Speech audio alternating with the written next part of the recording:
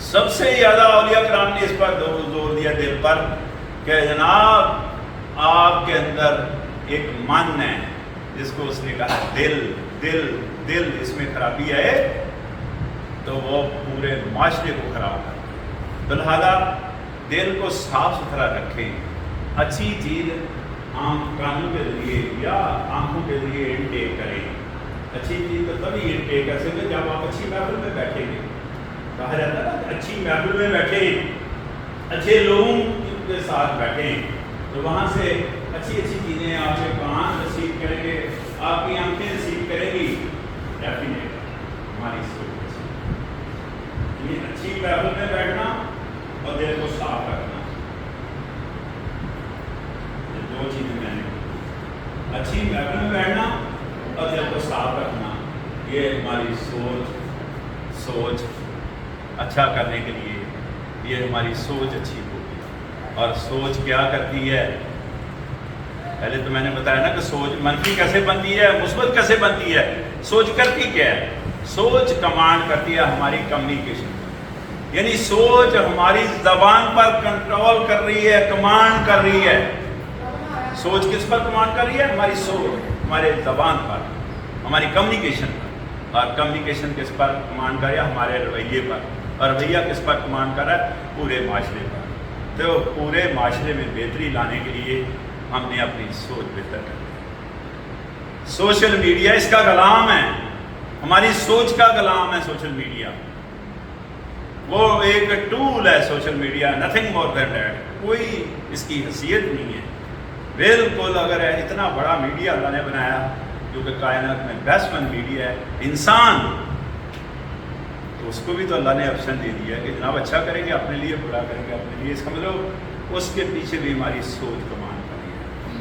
تو میں یہ کہنا چاہ رہا ہوں کہ ہم اپنی سوچ بہتر کریں، ہم اپنی سوچ بہتر کریں۔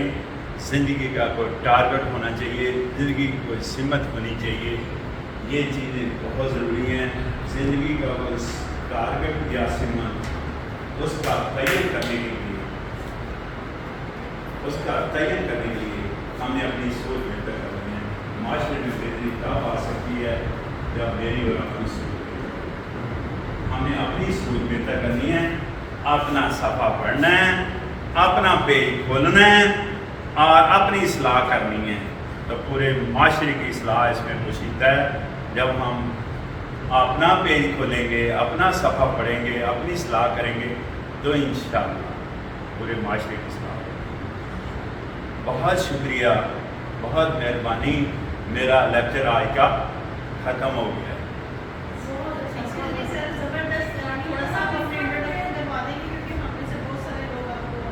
انٹروڈکشن مانگ رہی ہیں میڈم یاد رکھیے گا انسان کا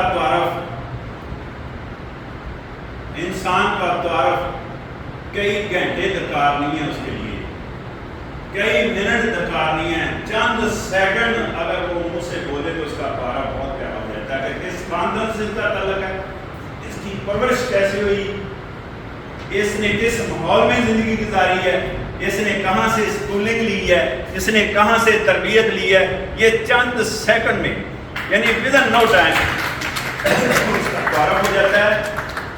تو میرے خیال میں تعارف اتنا ہی کافی ہے۔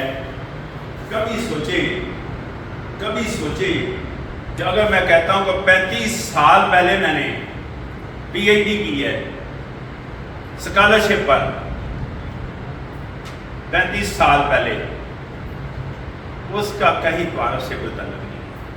35 سال سے میں ورکنگ میں ہوں اور 80 لاکھ سے زیادہ لوگوں کو میں ٹریننگ دے چکا ہوں، اس کا کوئی تعلق نہیں ہے۔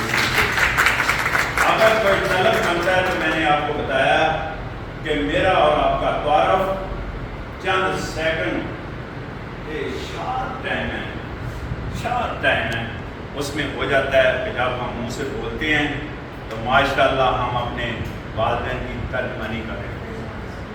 جب ہم منہ سے بولتے ہیں تو اپنے جہاں سے اسکولنگ لی ہے ان اساتذہ کرام کی ترجمانی کر رہے ہوتے ہیں، اور جب ہم منہ سے بول رہے ہوتے ہیں تو ہم اس ماحول کی بھی ترجمانی کر رہے ہوتے ہیں جس ماحول میں ہماری پرورش ہوئی یا جس ماحول میں ہم رہ رہے ہیں، بلکہ اس گلی محلے کی بھی ہم ترجمانی کر رہے ہوتے ہیں جس گلی محلے سے ہمارا تعلق ہے جب ہم منہ سے بولتے ہیں۔ اس لیے میری ریکویسٹ ہے